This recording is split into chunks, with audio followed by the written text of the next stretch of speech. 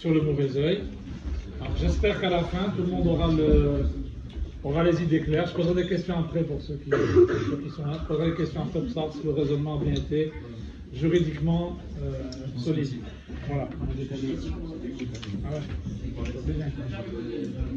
Alors, on va traiter le mauvais œil. Alors déjà, quand vous pensez à ça, vous pensez à Shkouloun, vous pensez à Poisse, vous pensez à une porte là, vous ne portez pas l'œil, hein, c'est pas pour ça, c'est pas pour vous porter l'œil pour le cours, mais c'est pas ça du tout. Vous avez vu la main de Fatima, pas celle-là, hein, celle de l'autre, pas la même, mais elle s'appelle Fatima, c'est Fatima, je crois. Alors, c'était pour l'illustration, mais vous allez voir que c'est pas du tout ce qu'on croit. Et est-ce que dans le judaïsme on y croit ou est-ce qu'on n'y croit pas?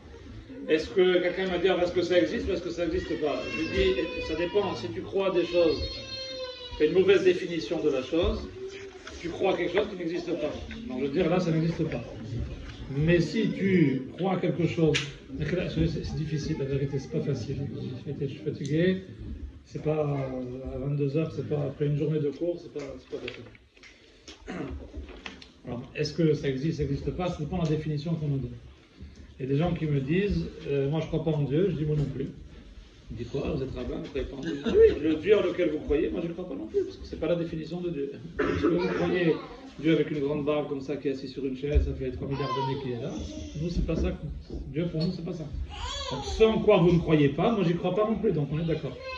Donc on va voir la définition, on va voir si c'est vraiment la définition qu'on a, parce qu'il y a une pénétration dans le judaïsme de cultures différentes, c'est que les juifs n'ont pas toujours vécu au même endroit. Nous, pour certains, la majorité sont séfarades, donc nos parents viennent d'Afrique du Nord, d'Algérie, du Maroc, de Tunisie. D'autres sont ashkénazes, ils viennent de Pologne, d'Ukraine, d'Allemagne, de Russie, et ils n'ont pas la même conception en fonction du pays dans lequel ils ont vécu. Les musulmans, par exemple, ont une définition de ce qu'ils appellent le mauvais œil. On va voir, est-ce que c'est la même définition, est-ce que ça correspond, est-ce que vous allez voir que c'est extrêmement très très différent. Et que ce en quoi les gens croient, c'est pas forcément ça qu'on appelle nous le mauvais œil. D'abord, je rappelle que le terme en hébreu, le terme hébraïque pour le mauvais œil, c'est Aïn Hara. Aïn Hara veut dire, si je traduis étymologiquement et le terme exact, veut dire non pas le mauvais œil, mais l'œil du mal. Comme si l'œil du mal, pas le mauvais œil, c'est l'œil qui voit mal. Alors là, c'est une autre définition, et là on va rentrer dans un monde qui n'est pas du tout celui qu'on croit, de l'Ashkoumoun. Quelqu'un une fois j'étais au lycée, je ne sais plus si c'était la pleine lune, je ne sais pas quoi, il m'a jeté du sel, c'était le vendredi 13, il m'a jeté du sel, il m'a mis sur toi. Je crois qu'il voulait me saler pour me mettre, je sais pas. Bon, en tout cas, ils avaient des pratiques comme ça. On va voir chez nous, est-ce que ça existe le mauvais œil, comment on peut conjurer ça, si vraiment c'est vrai, si vraiment ça existe. Alors est-ce qu'on peut conjurer le sort, j'ai envie de dire. Alors d'abord, il y a sur deux plans. Alors, moi je suis un ancien juriste, donc j'aime bien les raisonnements rigoureux, et j'aime bien évidemment, je ne pourrais pas m'en empêcher, partir d'un texte de loi, d'un texte juridique. Il y a dans la Torah différents textes, il y en a deux essentiellement dans la Gemara, dans le Talmud. Il y a des textes qu'on appelle agadiques, c'est-à-dire des textes, on va dire, plutôt de réflexion, plutôt de pensée. La Haggadah, pas la Haggadah avec un E, Haggadah avec un Aleph, ce sont des récits porteurs de messages. Et il y a une partie législative, c'est purement légal. On va voir quelque chose de très légal cette fois-ci, à propos de deux personnes qui sont dans ce qu'on appelle, pour les juristes, l'indivision. L'indivision, c'est un système dans lequel nous sommes plusieurs personnes à avoir une part. Quelqu'un a vu les trois frères? L'usufruit de votre quote-part entière indivisible. C'est quoi l'usufruit? L'usus, le fructus, c'est un démembrement du droit de la propriété. Une quote-part, la quote-part, c'est là une partie entière indivisible. Ils étaient trois. Donc entière indivisée. Vous êtes en indivision, c'est-à-dire la somme vous appartient à tous les trois. Maintenant, on va la partager. Donc pour sortir de l'indivision, il faut qu'un notaire, par exemple, établisse le testament. Le testament, plus comment le patrimoine, ce qui a été légué par le défunt, va revenir à chacun des frères. Maintenant, deux personnes, elles ont en commun un terrain et elles veulent sortir de cette indivision. Qu'est-ce qu'elles vont faire? Elles vont diviser.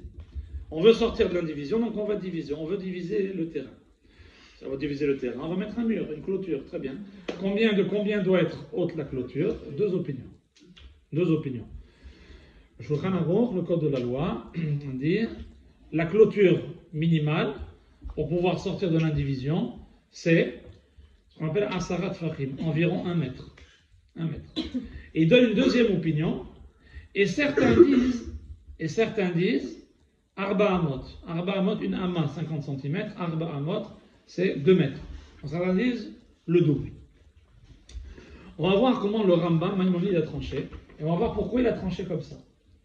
Quelle est la raison pour laquelle ils doivent mettre un mur? T'as qu'à mettre une ficelle, t'as qu'à mettre, je sais pas, mais des plots. Pourquoi un mur?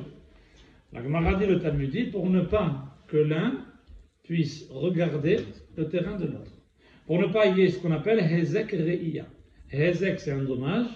Re'iya, c'est la vue. Un dommage causé par la vue. Pourquoi? Parce que je regarde le terrain du voisin, je vais lui porter un dommage.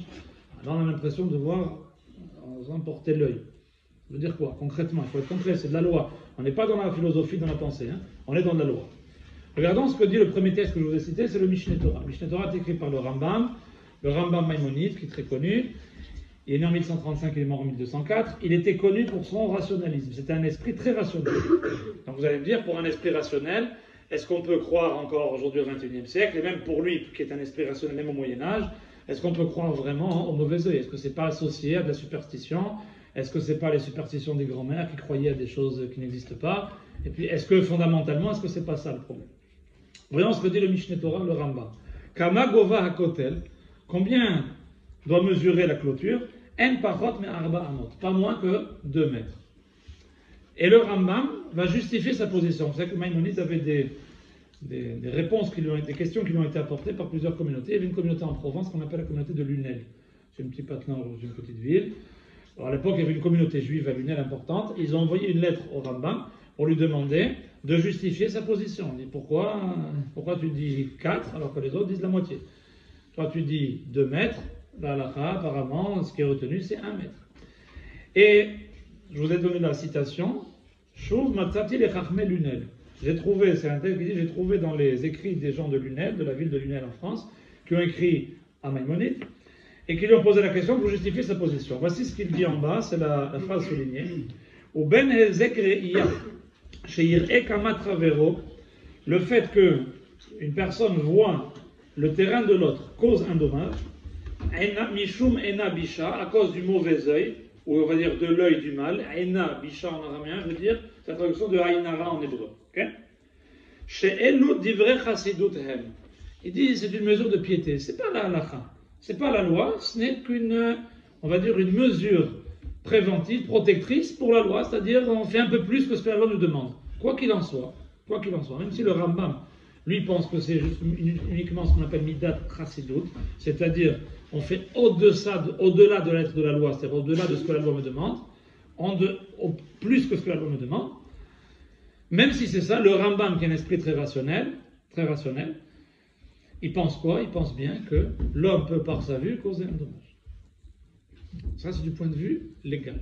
Du point de vue légal, si je veux sortir de l'indivision, je dois absolument mettre une clôture pour éviter de regarder ce qui se passe chez le voisin.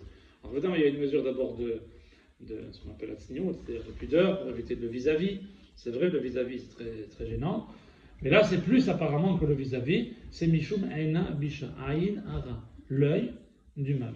Alors, je vais peut-être décevoir, mais ce n'est pas du tout la définition qu'on a, nous, dans l'acception populaire de la poisse, de la shkumoun, tu m'as attiré l'œil. Ce n'est pas du tout comme ça qu'on voit ça dans la Torah. Et j'espère que dans quelques minutes, on ressortira avec une ou au moins 2 définitions différentes de ce qu'on appelle le haïnara, l'œil du mal. Alors, il y a deux grands maîtres que j'ai cités. L'un, c'est le Rav Dessler, qui est un maître du XXe siècle. L'un, c'est le Rav Shlomo Gobet, qui est mort en 2005, donc il est un petit peu postérieur, un petit peu survécu. Les deux se sont connus, c'était 2 grands de la Torah, et les deux ont développé une théorie de ce qu'on appelle le haïnara, l'œil du mal. D'abord, il faut bien remettre les choses en place. Il y a un maître du XVIe siècle qui a vécu en 1500, que vous connaissez, dans la capitale de la Tchéquie, la République tchèque, aujourd'hui la capitale c'est Prague, et il a vécu au XVIe siècle, c'est celui qu'on appelle le Maharal de Prague. C'était un géant de la pensée juive, il a écrit des textes assez compliqués. Il distingue, dans sa pensée, il distingue deux notions. Il a ce qu'il appelle le bon cœur et le bon œil, et le mauvais cœur et le mauvais œil.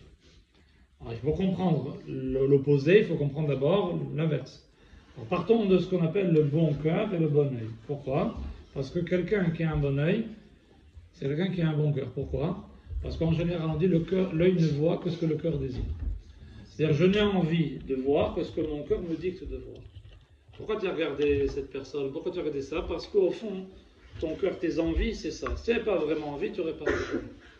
Donc l'œil ne voit que ce que le cœur a envie de voir. C'est pour ça que tous les matins dans le schéma Israël et tous les soirs, on dit Velotatoro, ne vous égarez pas, achare levavchem, ve'achare enechem.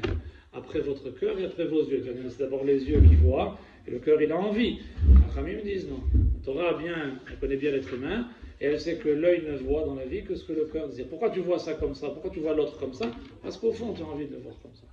Parce qu'au fond c'est ce que ton cœur te dicte et ton cœur te dicte de voir telle et telle chose, de lire tel et tel événement, telle et telle situation, de voir telle et telle personne comme ça. Change ton cœur, tu verras les choses autrement. Nettoie-toi à l'intérieur, tu verras les gens autrement.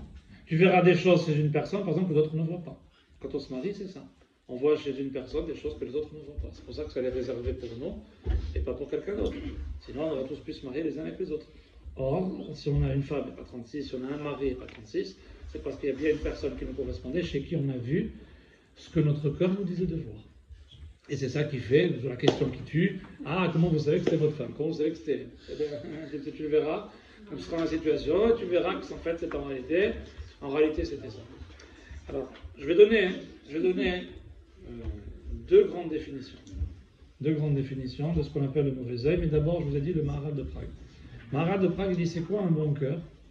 Le bon cœur, c'est lorsque j'aime le bien, je souhaite le bien de l'autre. C'est difficile. Est-ce que quand je me souhaite ma réussite à mes examens, je souhaite la même réussite à l'autre? On a bien souhaité la réussite, mais un petit peu moins que moi. Parce que moi, j'aime bien avoir la primauté. C'est humain. Avoir un bon cœur, c'est souhaiter vraiment à l'autre tout le bien. Un bon œil, dit le Maharal, il dit c'est plus que ça. C'est je ne suis satisfait que lorsque je vois l'autre qui voit ses besoins satisfaits. C'est encore beaucoup plus grand que ça. Ça veut dire que mon cœur me dit de souhaiter le bien à quelqu'un, ça c'est un bon cœur. Mais quand je vois que l'autre est comblé de bienfaits, que je fais tout pour faire en sorte qu'il soit bien, ça s'appelle le bon œil. Inversement, là vous allez commencer à comprendre une définition de ce qu'on appelle pas le mauvais œil, mais l'œil qui voit mal, l'œil du mal. Le mauvais cœur, c'est quoi? C'est quand je ne veux pas voir l'autre heureux. Moi je suis heureux, tant mieux pour moi, je ne veux pas voir l'autre heureux. L'œil mauvais, c'est quoi? C'est celui qui, lorsqu'il voit une once de réussite chez l'autre, il est déçu. C'est insupportable de voir l'autre avoir un avantage. Le moindre avantage obtenu par quelqu'un, ça me fout les nerfs. J'ai une crise d'urticaire, je commence à être malade quand je vois l'autre qui réussit un peu. Quand je vois l'autre gagner. Quand je vois l'autre avancer, évoluer, grandir, progresser. Le moindre avantage que l'autre a, pour moi, je me sens malheureux. Ça, dit le Maharal, c'est ce qu'on appelle Aïn Ra. Un œil mauvais. Et il dit un œil qui voit mal, qui voit les choses comme ça, c'est parce qu'au fond, il est mal. C'est exactement la définition que je vous donnais tout à l'heure. L'œil ne voit que ce que le cœur désire. Tu ne vois chez l'autre que ce que tu as vraiment, au fond, envie de voir. Pas raconter. Nous, on sait ça. Heureusement, dans la Torah, on a des yeux. Les Chachamim, les sages, on les appelle les yeux de l'assemblée. C'est des gens qui voient les choses avec une acuité visuelle, avec une profondeur d'esprit, avec un regard beaucoup plus profond que ce que nous on voit. C'est pour ça qu'on devra demander à des rabbinim des conseils, pas juste parce qu'ils sont plus intelligents, c'est pas d'intelligence, c'est un raffinement du cœur de la personne qui permet de voir la chose ou la situation ou les gens de manière différente. Et des fois, quand on va leur poser une question, ils vont nous donner des réponses auxquelles on ne s'attend pas du tout, forcément parce que nous-mêmes, on n'a pas la même hauteur de vue. Très bien. Ça, c'est la première chose. Si on rentre dans une première définition de l'œil du mal, c'est quoi l'œil du mal? On va regarder la première définition qui est intéressante. C'est ce qu'on appelle la simulation du principe de justice. Je vous explique très rapidement de quoi il s'agit. On sait que Dieu donne aux hommes du bien. Des fois, il nous arrive des crasses, des tuiles, des problèmes, des échecs. Bon. Parfois, Il nous est accordé par Akadosh Baruch Hu de là-haut. Pour ceux qui étaient là pour l'astrologie, on avait longuement développé ce sujet. Il nous arrive parfois des choses qui nous découlent de là-haut, qui nous sont données. Alors, ça peut être par nos mérites, parce qu'on a un capital, on va dire, de mitzvot ou de comportements qui sont positifs, et dans ce cas-là, on récompense la personne. Ça peut être aussi, grâce à mes parents ou mes grands-parents, par exemple, qui avaient un mérite.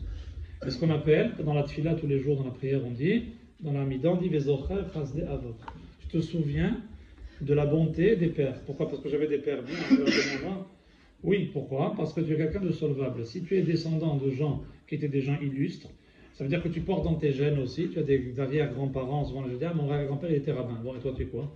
Bon, ça veut dire que tu avais quelqu'un dans ta famille qui t'a transmis des gènes pour pouvoir devenir quelqu'un. Après, à toi de les exploiter ou pas. C'est comme un gène qu'on transmet, on transmet aussi spirituellement des choses. Les avots, les patriarches nous ont transmis, par exemple, pour Abraham, la bonté, la générosité. Et Yitzhak, le courage. Combien de gens ils ont eu le schéma avant d'aller dans les chambres à gaz? Soit ils sont fous, soit ils ont compris un truc que nous on n'a toujours pas compris. De deux choses l'une, soit ils étaient fous, on dit qu'il y avait 6 millions de juifs qui étaient fous, soit on dit il y a 6 millions de juifs qui plein se sont retrouvés devant les chambres à gaz, ils ont fait Kaddish et le schéma. Alors, soit ils sont fous, soit ils ont compris un truc que nous on n'a pas compris, qui s'appelle le Kiddush Hashem. Et nous des fois on a du mal dans nos vies faciles, dans nos vies confortables, on a du mal à faire Kiddush Hashem, on a du mal à respecter le bon de la Torah. Eux, ils l'ont respecté le jour où ils savaient qu'ils allaient mourir. Ils ont fait ça avec Kiddush Hashem. Combien d'histoires? J'étais en Pologne, dans toute l'Europe, j'ai visité toute l'Europe. À chaque fois, on nous racontait les mêmes histoires de pays différents, de juifs complètement différents, qui se sont retrouvés dans des ghettos complètement éloignés. D'où ils ont ça? D'où les juifs ont cette force-là? Quand on les brûlait vifs, c'est affreux d'être brûlé vif, mourir brûlé. Je ne sais pas si vous imaginez, les juifs sont morts brûlés vifs sous l'Inquisition. Ils faisaient le schéma Israël avant de mourir. Et ils refusaient la conversion forcée, les chrétiens. Les chrétiens, ils ont fait pire que Daesh. On voit Daesh et tout ça. C'est rien, c'est pas eux qui ont inventé ça. Les chrétiens, ils ont fait pire déjà. Ils avaient déjà des exemples en histoire. D'où ils tirent ça, les juifs? Yitzhak Avinu, le premier qui a tendu le cou quand son père lui a mis le couteau avant que Dieu ne l'arrête, il a été prêt à tendre le cou pour mourir. D'où les juifs ont le courage de Yitzhak Avinu. Parce que les juifs tiennent ce courage-là d'un ancêtre très lointain qui leur a transmis dans leur gène la capacité à faire Kiddush Hashem, à sanctifier Dieu et à être des gens courageux. Les Juifs ont toujours été des gens courageux, à chaque fois qu'on les a écrasés et pressurés, ils ont quand même réussi. Dans toute l'histoire, ce n'est que ça. Et ainsi de suite, vous regardez dans toute l'histoire juive, des gens qui ont été illustres. Ça, c'est ce qu'on appelle Zocher Chasdei Avot. On dit ça dans la tefila tous les jours. On dit, si nous, on n'est pas méritants, alors donne-nous au moins, parce qu'on a des gens qui, dans notre histoire, rappelle-toi que tu nous as donné des gens qui étaient nos ancêtres, qui étaient des gens illustres, et dont on porte les gènes aujourd'hui. Donc tu vois qu'on est, comment on dirait aujourd'hui, on est solvable. Quand vous êtes solvable, c'est quoi? Vous avez une caution, une porte caution pour vous, et c'est bon. J'ai quelqu'un sur qui m'appuyer. Moi, je ne suis pas solvable, mais j'ai quelqu'un qui se porte garant, caution pour moi. Ouais. C'est exactement la même chose en matière spirituelle. Nous avons des gens qui étaient beaucoup plus forts que nous, beaucoup plus grands que nous. On se base sur eux pour demander à Dieu, donne-nous en fonction de ce qu'on avait. Très bien. Quelqu'un dans sa vie, on peut lui donner des biens, des bienfaits, des bontés, des avantages dans sa vie, de la réussite, alors que lui peut-être ne le mérite pas, mais parce qu'il a des gens illustres avant lui. Ouais. S'il a des gens illustres avant lui, il mérite. Maintenant, quelqu'un, qu'est-ce qu'il fait? Il va commencer à jalouser. En général, quand on voit quelqu'un qui réussit un peu trop, on commence à parler. Elle fait quoi la femme du rabbin? Et pourquoi il est là? Et pourquoi il est comme ça? Ça, c'est classique, ça. C'est classique. Les gens vous jalousent parce que vous réussissez. On va dire ça me porte l'œil. Comment? C'est quoi? C'est de la magie? Pas du tout. Et il y a ce qu'on appelle la stimulation du principe de justice, c'est-à-dire, Dieu a décidé pour vous du bien. Très bien. La réussite financière, matérielle, amoureuse, ce que vous voulez. Une réussite. Et les gens vous voient réussir. Et les gens voient ça d'un œil, parfois pas toujours positif, parce qu'il y a la jalousie qui entre, c'est humain. Très bien. Quand les gens commencent à parler, suite à ce mauvais œil, à cet œil qui voit mal, qu'est-ce qui se passe? C'est comme si on était en train d'actionner, de faire ce qu'on appelle une action en justice, d'ester en justice, on dit en droit. C'est comme si on disait à Dieu, regarde, tu lui donnes, alors peut-être qu'il ne mérite pas. Qu'est-ce qui se passe là-haut? On dit, ben tiens, on va rouvrir le dossier. Comme je disais à quelqu'un, il a été acquitté, j'ai encore des éléments à charge. Qu'est-ce qu'on fait? On va rouvrir le dossier et on va se rendre compte qu'effectivement, il y avait des éléments à charge. Qu'est-ce qu'on fait? On va peut-être remettre en cause la décision. Remettre en cause la décision. Est-ce que c'est parce que du coup il y a le cœur et donc du coup l'œil et ensuite la shonara qui se met en place, qui fait que ça active un processus pour que la personne elle ait. En fait, le fait d'avoir un mauvais cœur, il implique l'œil et donc du coup il implique la shonara. L'un entraîne l'autre. La shonara c'est encore autre chose, mais là, je vais vous demander pourquoi il réussit. Pourquoi il réussit? Et qu'est-ce qu'il a fait? Ça peut s'apparenter aussi, c'est vrai, il y a du la shonara dedans, mais finalement, c'est causé à cause de. La cause profonde de ça, c'est un regard mauvais, pas un mauvais œil, un œil qui voit mal. Et qui, au lieu de dire, bon, il a peut-être des mérites, celui-là de son père, de son grand-père, non, la justice de Dieu, elle est très complexe. Elle est inaccessible. On va comprendre, des fois, il y a des gens, c'est des pourris, mais ils réussissent. Peut-être qu'ils avaient quelqu'un dans la famille, qu'ils avaient rien, on n'en sait rien. Personne n'en sait rien. Mais la justice de Dieu, elle est là, on sait qu'elle existe. On sait qu'elle existe. Donc, cet œil qui voit mal peut réactionner, c'est exactement ce que tu as dit. C'est-à-dire, ça réactionne comme si je rouvrais le dossier. Le moindre avantage m'est insupportable. Donc je rouvre, je fais rouvrir là-haut le dossier, et on va reconsidérer, et ça peut effectivement jouer à décharge contre la personne. Vous comprenez maintenant déjà une première définition de ce qu'on appelle le mauvais œil. C'est ce qu'on appelle dans le Midrash, dans les écrits rabbiniques, ça s'appelle le kitroug. Les 4 règles, c'est quand le procureur, on va à charge contre une personne. Comment est-ce qu'on peut faire réactionner une action en justice envers une personne, en jugeant mal l'objet de sa réussite. Elle a réussi, mais elle ne mérite pas.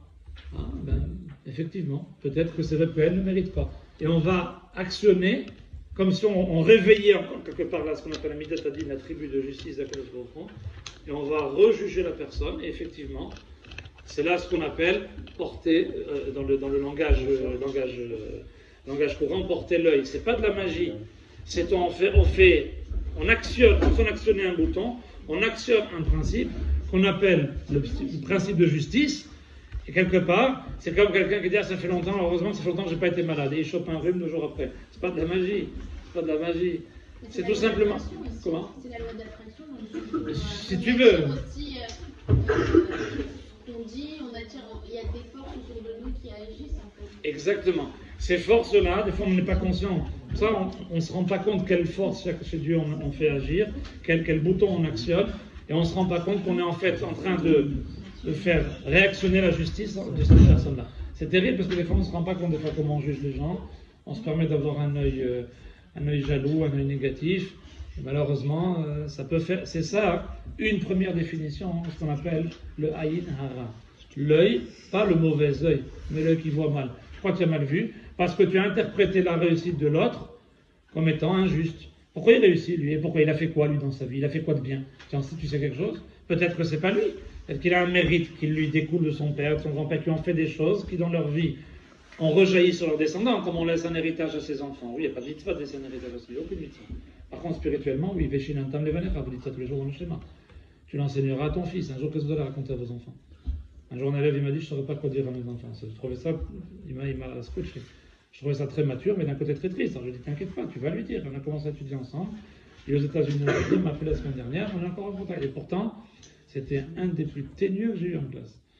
Un enquiquineur de première. Et pourtant, on est resté en très bon terme, très bon contact. Et il a compris que finalement, il allait au contact d'un monde de Torah, il allait évoluer. Et il est parti maintenant, il est au bout du monde, encore du Nord, il étudie, et puis on a gardé un contact. Je trouve ça exceptionnel de dire ça. Pourquoi? Parce qu'on est conscient qu'on va transmettre quelque chose. Nos parents nous ont transmis pas simplement un capital de connaissances, de savoir-être, de savoir-vivre, de savoir-faire, ou de savoir, nous ont transmis aussi des mérites. Comme Yitzhak qui a transmis le courage aux Juifs jusqu'à la fin des temps, nos parents aussi ont fait des choses dans leur vie dont on bénéficie, dont on perçoit les fruits aujourd'hui, les fruits spirituels, aujourd'hui on les perçoit encore. Ça veut dire que dire de quelqu'un, il ou elle ne mérite pas, pourquoi elle a, pourquoi elle réussit, c'est une manière de dire à Kadosh Baruch Hu, tu ne veux pas te repencher sur son dossier une deuxième fois et voir si par hasard elle n'aurait pas des choses à se reprocher. Et malheureusement, parfois ça marche. C'est ça ce qu'on appelle une définition de ce qu'on appelle le mauvais œil. C'est devenu, ça nous est venu du monde musulman, le shkomoun, etc. Mais c'est pas, ça s'est déprécié. C'est beaucoup plus fin que ça. J'actionne le mauvais œil, c'est l'œil du mal, c'est actionner par mon regard négatif, réactionner la Midat Hadin, la tribu de justice, qui rejuge une personne alors que finalement peut-être qu'elle devait recevoir. Ça c'est une première définition. Et une deuxième définition, Deuxième définition, c'est Rav Wolbe. Lui, il est encore plus rationnel. Lui, il dit, c'est quoi l'œil du mal? C'est voir les choses sur le côté de l'aspect superficiel. Voir les choses de manière superficielle. C'est comme quelqu'un, une personne a plusieurs facettes dans sa vie. Je peux la voir de l'extérieur, superficiellement. Je peux la voir vraiment ce qu'elle a à l'intérieur. Et des fois, vous découvrez des gens à travers une discussion, d'un échange, d'un cours de Torah, d'un repas, de n'importe quoi. Et ah ben finalement, lui, il est très sympa. Lui. Je ne m'attendais pas. Ou finalement, elle est profonde. C'est une jeune fille qui a des choses à dire. Elle paraissait pas comme ça, elle était discrète dans son coin, mais finalement, elle est intéressante. Elle paraissait pas. Rav Wolbe dit, il est mort en 2005, Rav Wolbe. Rav Wolbe, il avait d'ailleurs un fils qui avait tout lâché, etc. Puis il a toujours accueilli, le Rav Wolbe, il a toujours accueilli avec plaisir à la table de Shabbat. Il a fait tchouva le fils. Grâce à l'amour de son père, il a dit, j'ai jamais vu mon père me rejeter parce que moi j'étais rebellé contre la Torah. Il m'a dit, j'ai jamais vu mon père. Il dit, c'est ça qui m'a fait revenir. On voit que même quelqu'un qui est très éloigné du judaïsme, il n'est pas si éloigné que ça, il faut juste savoir comment lui parler. Et le Rav Wolbe disait, l'œil du mal, le mauvais œil, Aïn Hara, c'est voir les choses de manière superficielle, c'est-à-dire désincarner une situation ou une personne de la présence de Dieu. Par exemple, quand on voit une situation, on a l'impression que c'est le pur fruit du hasard, on a désincarné la situation de la présence de Dieu. La création est visible, le créateur non. La créature est visible, celui qui l'a créée non. Donc vu que Dieu, je ne le vois pas, qu'il est caché, je peux lire les événements comme par exemple une succession de hasards, de coïncidences. Je peux toujours dire que telle et telle situation, mais ce n'est que le fruit d'une coïncidence. Je peux très bien juger comme ça. Ça, c'est voir mal, Aïnara. Vous voyez, ce n'est pas du tout la définition qu'on nous donne. C'est très très loin de porter la poisse, ou la shkomoun, ou mettre du sel le vendredi 13. Ça n'a absolument rien à voir avec ça. L'œil qui voit mal, et on comprend pourquoi Maïmonide, le Rambam qui était très rationaliste, il disait mais oui, mais il faut mettre une clôture pour ne pas voir. Il disait mais c'est quoi, tu crois à la superstition toi? Tu es un médecin, tu es un philosophe, tu es un homme de pensée, tu crois à des sornettes pareilles, tu crois à des bêtises pareilles. C'est de la superstition, ça, c'est de la bêtise. C'est tout quoi, c'est pour les grands-mères, ça, les grands-mères d'avant qui avaient peur de tout, alors c'est pas ça. C'est devenu peut-être dans certaines familles, dans certaines communautés, c'est devenu peut-être ça au contact d'autres cultures, d'autres civilisations qui n'ont rien à voir avec le judaïsme. Et ces définitions qu'on a du mauvais œil n'ont rien à voir avec ce que nous on a à dire. Vous voyez que la définition, j'espère que tout le monde a bien suivi, la définition ou les définitions qu'on a du mauvais œil n'ont absolument rien à voir avec l'idée de poisse ou de shkoumou ou de quoi que ce soit. Ça n'a absolument rien à voir. En réalité, si. Parce que si la personne, elle met le processus en marche en mettant le mauvais œil, par un œil qui voit mal. En fait, nos grands-mères, qu'est-ce qu'elles faisaient? C'est nous protéger de ça. Donc, alors, du coup, elle dit ne dis pas, ne fais pas. Très juste. Alors, tu vois que tu as raison. Nos grands-mères, elles n'avaient pas le limout que je vous ai donné. Elle vous a pas donné le texte. Elle n'avait pas le texte devant les yeux. Non. Mais ils avaient une foi très profonde en la force du regard et de la parole. Ouais. Ça, c'est tout à fait vrai. Maintenant, tu vas me dire, mais alors comment conjurer le sort? Comment s'en sortir? Très simple. Très simple. Dans quoi les gens, comment s'en sortir? L'œil du mal, on a donné une définition maintenant. Comment se sortir maintenant de cela? C'est-à-dire, si les gens ils voient, ils sont jaloux de moi. J'y peux rien. Moi, je réussis, les gens sont jaloux. Comment conjurer cet œil qui voit mal et qui me fait, devant Dieu, me rejuger ma situation? Tout ça parce que quelqu'un a dit, mais pourquoi il réussit? On n'est jamais à l'abri. Il y a une définition, il y a une solution. Le Rav Dessler, que j'ai cité tout à l'heure, dit la chose suivante. Il dit, c'est connu à Rosh Hashanah, on va faire tachlir devant un cours d'eau. Moi, à Nice, c'était très beau parce qu'on avait la mer, il y avait 300 personnes qui venaient, 300, 400. C'était magnifique de voir ça. Il y avait 300, 400 qui venaient faire tachlir, c'était très beau. Dans un endroit, dit l'Alacha, le Minak, c'est un Minak qui est rapporté par le Rama, dans le Shulchan Aruch, il dit là où il y a des poissons. Pourquoi? Parce que les poissons sont couverts et ils sont protégés du Aïn Hara. Et quel rapport? Et l'image, elle est très belle. Les poissons ne vivent pas dans notre monde. Ils vivent dans un monde, le monde sous-marin, qui est un monde, c'est le cas de le dire, abyssal. Les plaines abyssales, c'est des profondeurs sous la mer, à des centaines de milliers de mètres, voire de kilomètres. Et il y a des mondes entiers, des espèces d'êtres marines qu'on n'a pas encore découvertes, des choses exceptionnelles. Ils vivent dans un monde complètement caché, différent du nôtre. Et dit le Rav Dessler, il dit c'est la même chose pour quelqu'un qui veut échapper au Aïn Hara. Ce n'est pas juste une image, c'est une idée profonde. Tu veux échapper au regard des gens sur ta réussite et d'autres ambitions que les gens qui te regardent. C'est-à-dire, concrètement, Les gens, dans quoi ils mettent le standard dans la réussite? C'est quoi? Quelqu'un qui a réussi, il a de l'argent, il a un beau métier, il a un bon titre, il est PDG. Nous, on voit ça comme ça. C'est bien d'avoir des ambitions en matière professionnelle, il faut en avoir, je vous le souhaite vraiment. Mais attention, on est juif et on doit avoir au moins des ambitions spirituelles en concurrence avec les ambitions en matière professionnelle. Si on ne rêve pas d'être un grand dans le monde spirituel, comme on rêve d'être un grand dans le monde du commerce ou de la finance ou du droit ou de la médecine, c'est qu'il y a un déséquilibre entre nos ambitions. Tu veux des ambitions en matière matérielle, très bien. Ton patrimoine spirituel, qu'est-ce que tu en fais? Les juifs chez nous, c'était des gens qui étaient parfois très riches, très opulents, des grands bienfaiteurs, c'est des gens profondément religieux, profondément pieux. Tous les rabbinim dans la Gemara, certains étaient très pauvres, et d'autres étaient extrêmement riches, ça ne les a jamais empêchés d'être des grands. Ça ne les a jamais empêchés d'être des grands en Torah.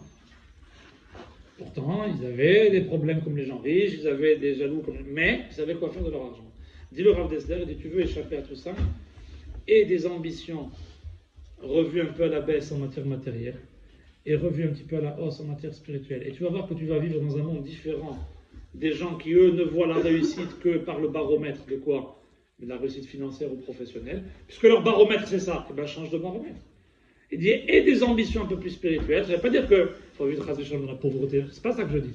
C'est rehausse ton degré, ton standard, remets le curseur un petit peu, rehausse un peu tes ambitions en matière spirituelle, et tu verras que, comme les poissons qui vivent dans un monde différent de nous, toi tu vivras dans un monde différent de ceux qui te jalousent. Pourquoi? Parce que les gens en général sont jaloux. Pas parce que j'ai des beaux tzitzit. Ils sont jaloux parce que j'ai beaucoup d'argent. Ils sont jaloux parce que j'ai une belle voiture. Ils sont jaloux parce que je suis le PDG, le président, le directeur général. Ils ne sont pas jaloux parce que j'ai une belle kippa ou j'ai un beau tzitzit ou j'ai pas ça. Ils vont regarder mes lunettes. Il y en a qui regardent mes lunettes. Alors, vous avez des belles lunettes, c'est vrai. C'est vrai. Mais l'œil ne voit que ce que le cœur désire. Tu veux le voir chez quelqu'un. Qu'est-ce que tu vas voir? La première des choses. Dites-moi la première chose que vous voyez chez quelqu'un. Je vous dirai ce que vous avez au fond. Il y en a qui vont avoir peur. Il y en a qui vont rougir. Il y en a qui vont avoir honte.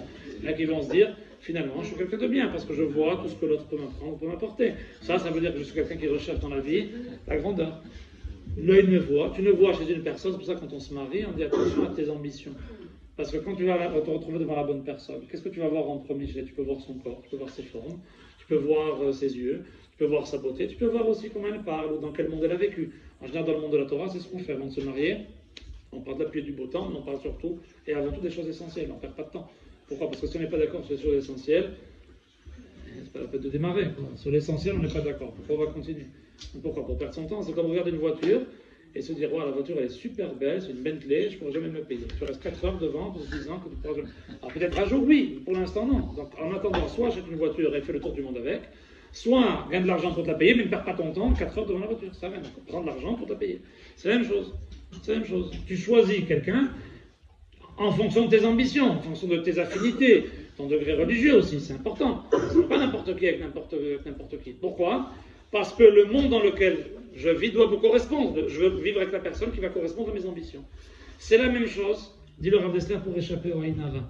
Tu veux échapper aux gens qui n'ont comme définition de la réussite que la richesse matérielle, professionnelle, change d'ambition, revois tes ambitions spirituelles à la hausse, tu verras, les gens ne te jalouseront plus, donc les gens ne te regardent plus, donc tu échappes au Aïnara.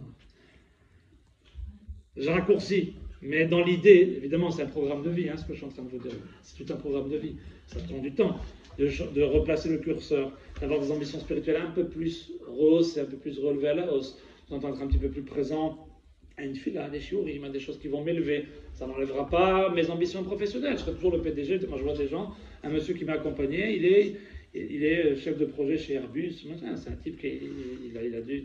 Et le type, il vient, il fait Kaddish pour sa maman, il fait cette filote, et tu sens que c'est quelqu'un qui a des vraies ambitions aussi en matière spirituelle. Ça prend le temps que ça prend, mais c'est pas grave. On n'est pas tous devenus, on n'a pas tous eu nos diplômes, on a tous mis des années à avoir nos diplômes. Et alors, on mettra des années avant de devenir spirituellement quelqu'un de solide. Et alors, si vous avez déjà les ambitions, ça va marcher. Et ça, dit le Rav Dessler, c'est ce qui permet de conjurer un peu le Aïnara. Pourquoi? Parce que le Aïnara, je dis, c'est pas parce que j'ai des beaux titres comme jalouse.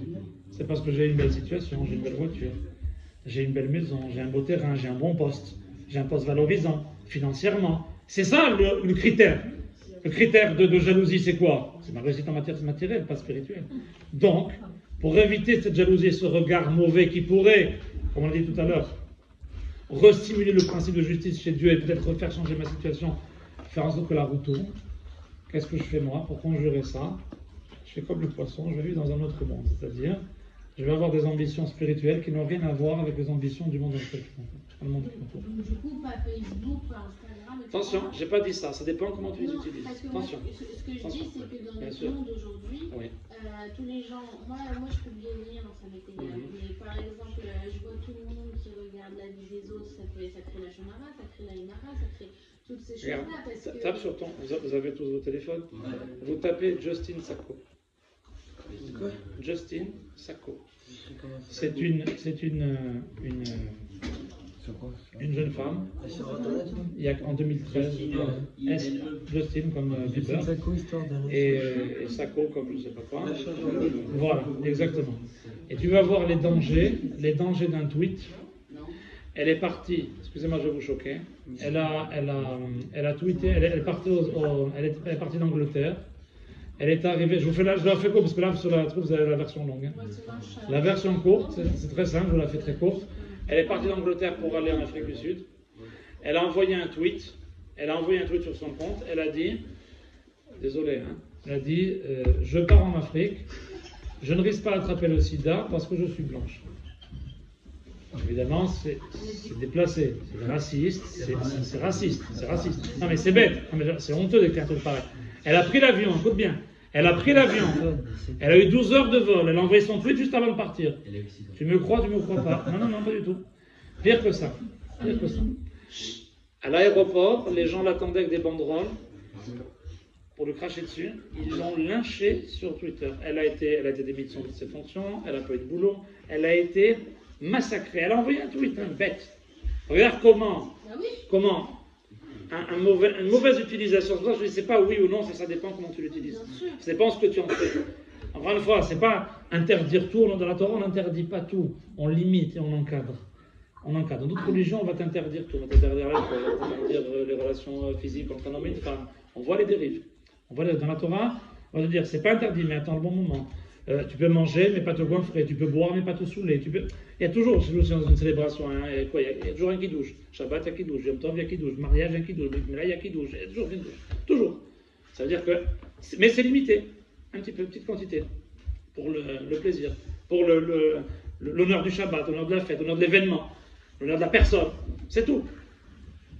Il n'y a pas d'interdit. Ce sont des limitations. C'est pour ça quand tu dis... non, je ne dis pas oui ou non. Je dis ça dépend, c'est pourquoi. C'est pour en faire quoi. Il y a des gens qui vont écouter le cours que je vous fais ce soir. Ça va partir à des centaines de personnes qui vont apprendre un peu plus de Torah grâce à ça. Donc, il est maintenant, pourquoi pas. Ça dépend ce qu'on en fait, ça dépend quelle utilisation on en fait. C'est la raison pour laquelle, tu avais raison quand nos grands-mères ne parlent pas, ne dit pas, parce qu'ils voulaient éviter, sans le savoir, ils voulaient éviter ce système-là de réactionner le principe de la justice. Ils ne savaient pas l'exprimer ou le formuler comme je te le formule quand je vous le formule ce soir. Mais ils savaient, nos anciens, ils savaient, nos grands-parents savaient l'importance de la parole suite à un mauvais regard qui apprend sa source dans un mauvais cœur. Et je vous disais, avoir un mauvais cœur, c'est quelqu'un qui ne peut pas supporter que l'autre réussisse. Ça veut dire, je te vois réussir, dès que je vois une petite réussite chez toi, ça m'est insupportable. Ça m'est insupportable parce que j'ai tellement un mauvais cœur que je ne veux pas voir l'autre. Alors qu'est-ce que je vais faire? Mauvais œil. Je vais tout faire pour t'enlever ce que tu as, le peu de réussite que tu as, le peu d'avantage, je vais essayer de te l'enlever. Ça, vous voyez bien que c'est beaucoup plus rationnel que la shkoumoun. C'est pas comme ça, c'est pas de la magie. C'est pas de la magie. Et ça s'explique. Il y a des principes, on joue avec des principes. Et nous les juifs, on sait que la vie est régie par des principes. S'il a un bon dossier, c'est bon. Comment? S'il a un bon dossier, c'est bon. Bien sûr, mais le problème, c'est que tu joues avec le fait, parce que le dossier, moi je ne le connais pas. Il y aura forcément des fois des choses qui peuvent passer inaperçues parce qu'un mérite a été trop grand. Le fait de réveiller ça, pourquoi qu'ils pourront dire pourquoi? Parce qu'on dit il vaut mieux dire la vérité et s'amender plutôt que Dieu commence à nous regarder sans qu'on dise rien et qu'on passe pour des gens blancs alors qu'on n'est pas si blanc que ça. Donc il vaut mieux apaiser déjà, dire voilà, c'est vrai, on est comme ça, on vient, je plaide coupable, mais voilà, c'est, je pense, une définition du Aïnara qui n'a rien à voir avec ce qu'on a. Vous voyez que c'est la définition juive qu'on a, c'est, sur la définition du Rav Wolbe, la deuxième, c'est désincarner une situation, une personne, la présence de Dieu. C'est exactement la raison pour laquelle les règles de Tzniout, par exemple, pour les hommes comme pour les femmes, sont des fois mal comprises. Et pourquoi il faut quoi? Parce que vous avez ça. Attention, si tu montres toutes tes formes, si tu montres ta morphologie, tu montres que tu es quoi?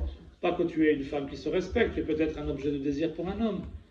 Tu es peut-être en train de une femme aguicheuse, c'est quoi? C'est quelqu'un qui veut montrer ses formes, excusez-moi l'expression, montrer sa morphologie pour pouvoir séduire quelqu'un. Mais si quelqu'un voit l'intérieur plus que la superficialité des choses, c'est quelqu'un qui a un bon œil et pas un œil du mal, un œil qui voit mal, puisqu'on ne peut pas, vous le savez très bien maintenant, vous êtes à un âge où on ne peut plus s'attacher à la superficialité, on sait très bien. Je ne peux pas uniquement voir quelqu'un en regardant la marque de son costume, c'est pas que ça, c'est aussi ça, mais c'est pas que ça. Et si on regarde que ça, on perd la moitié de la peine. Combien de gens ils ne se sont pas mariés parce qu'ils ont cru que la personne en face, elle leur correspondait pas. Oui, tout simplement pourquoi? Parce qu'elle a la lunette qui cloche un peu. C'est ça qui t'a choqué? Ben enlève les lunettes. Et regarde ce qu'il y a derrière.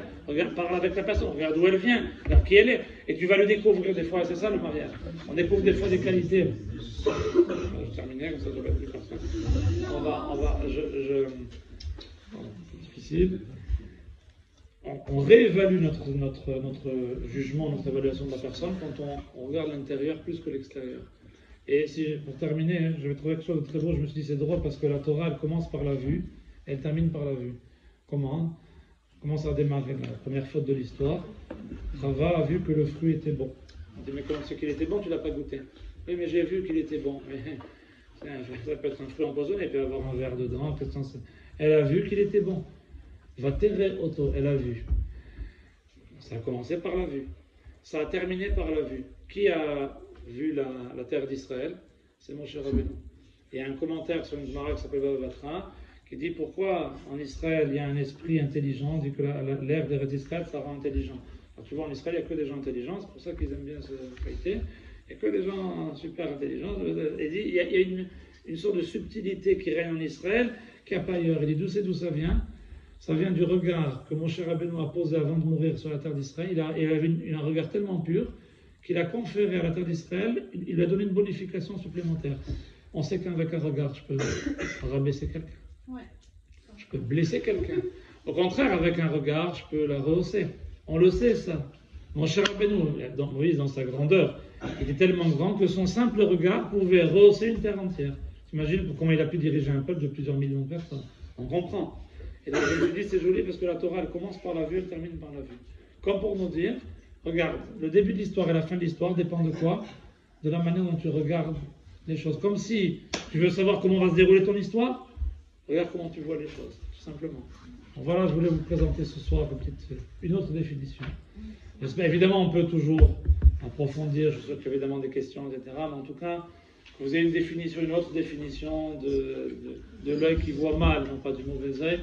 C'est pas forcément ce qu'on croit, c'est plus fin que ça, c'est beaucoup plus profond. On comprend pourquoi il y en a certains qui disent, avant de sortir devant la mezouza, ils disent, en araméen, il y a une phrase qui dit Ani misera de Yosef ka'atina de lo shaltabe ena bishan. Je suis descendant de Yosef, Joseph, le fils de Yaakov, Yosef, sur qui la descendance n'a pas l'œil du mal, le Aïnara, le mauvais œil n'a pas d'emprise. Moi je suis de ces descendances-là et l'œil n'a pas d'emprise sur moi. Pourquoi? Quel rapport avec Yosef? Yosef il a dû subir les avances de la femme de son maître. Madame Potiphar, elle lui a fait des avances. Clairement, hein, il a dit voilà, on y va. Et il a toujours refusé. C'est-à-dire qu'il a refusé même de la regarder. Elle l'a attiré par son vêtement, elle a baissé son vêtement. Il dit pourquoi il n'est pas allé rechercher son vêtement? C'est une pièce à conviction. Quoi, tu laisses ton vêtement, elle est allée voir, dire ah ouais, il est venu pour me violer. Mais reprends ton vêtement. Pourquoi il n'a pas repris le vêtement, Yosef? Parce qu'il ne voulait pas encore une fois se retrouver face à face avec elle. Et dit si ne serait-ce que j'ai un regard vers elle, et qu'en prenant mon vêtement, j'ai peut-être un désir qui naît, peut-être je suis fichu. Qu'est-ce que je fais? Je préfère laisser une pièce à conviction. Ça lui a coûté 12 ans de prison.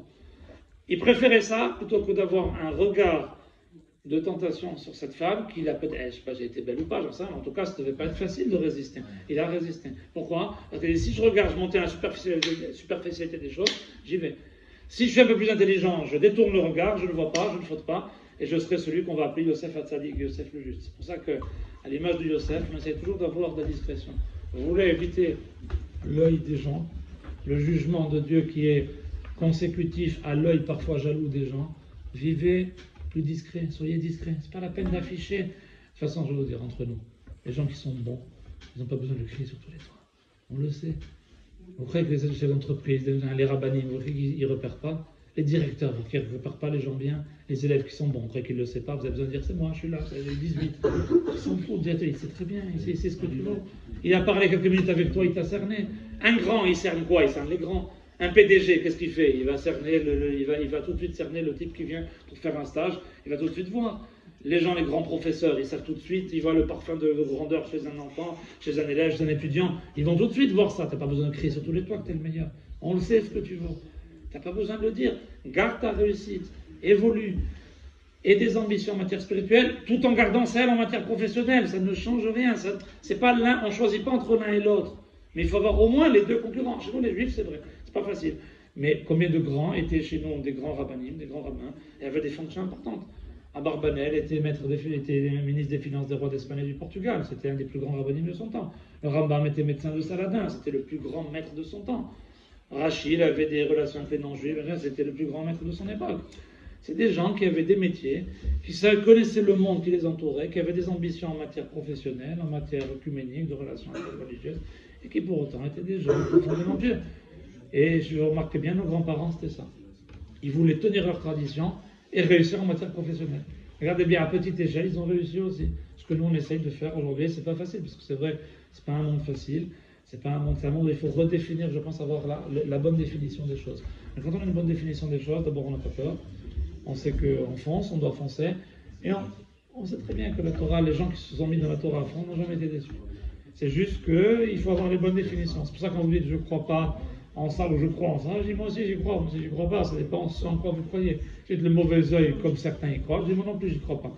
Si je dis l'œil du mal, qui voit mal et qui peut faire réévaluer une situation au point de desservir une personne, je te dirais j'y crois. Parce que c'est la justice divine qui est comme ça, on sait qu'il y a des principes. Donc ça dépend. C'est pour ça que Rambam, qui est un grand médecin, un grand rationaliste, était connu pour ça. Il croyait, lui aussi, à l'œil, non pas au mauvais œil, mais à l'œil du mal. Mais c'est pour ça qu'en réalité, il disait que c'était de la magie, parce que comme ça créait le processus divin, il y avait le monde invisible qui rentrait en compte. Exact. Et donc du coup, comme il y a un monde invisible qui rentre en compte, à l'époque, il pouvait dire... On peut interpréter ça, tout à fait. On peut interpréter ça comme de la magie. Or, on sait que non, c'est un principe. C'est comme, c'est comme si je dis, bon, jette une pomme, elle retombe. Ah, c'est de la magie. Non, c'est un principe que tu ne vois pas, c'est la force de la gravité. Ça s'explique. Mais en matière spirituelle, ça s'explique aussi. Et c'est pas visible. Non, c'est difficilement quantifiable. Mais nous, on sait qu'il y a des fonctionnements, c'est pas aléatoire. Dieu a fixé même des règles en matière spirituelle que lui-même, entre guillemets, respecte pour que l'on puisse y voir clair. Et pour que l'on sache... Quand je dis quelque chose, quand je regarde quelqu'un, qu'est-ce que j'actionne chez lui ou chez elle, et qu'est-ce que j'actionne aussi là-haut. C'est important de le savoir. Et nos grands-parents, qui n'étaient pas des gens très versés dans la Torah, c'était pareil, ils connaissaient pas beaucoup, mais ils savaient, on leur a dit de mère en fille, de grand-mère en petite-fille, de père en fils, qu'il y avait quelque chose d'important là-dedans. Ils ne savaient pas l'expliquer comme je l'ai fait ce soir, mais ils savaient. Ils savaient. Donc effectivement, maintenant, vous comprenez, tu comprends le sens de la phrase de notre grand-mère. On disait, reste discret, ne parle pas. Pas juste j'ai peur, non, je sais que ça peut, la parole, le regard de quelqu'un peut avoir un œil, au point que dans la loi on a dit, celui qui veut, au début de la halakha que je vous ai donné, celui qui veut sortir de l'indivision doit mettre un mur entre les deux pour ne pas voir ce qu'il y a chez l'autre. Voilà, c'est des petites questions, je ferai y répondre avec plaisir. Voilà. Oui, je crois que je vais... avec plaisir. Pourquoi quand, par exemple, quand Ils ont posé l'élection, je ne suis pas comme l'autre.